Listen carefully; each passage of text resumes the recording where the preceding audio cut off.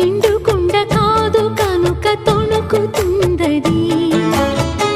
అంత వింత అందులోన ఏమిటున్నది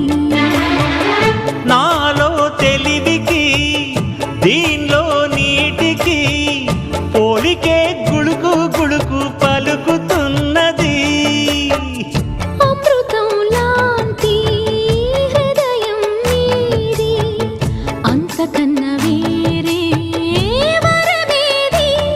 అది తెలిసి కూడా కసురుతుంటే నేరమెవరిది కోపం వస్తే మండుటెండ మనసు మాత్రం వెండి కొండ వానమబ్బులాంటి వాటం నీదయా ఏంటో నాకు తెలుసా మంచి చెడ్డ నువ్వు చెబితే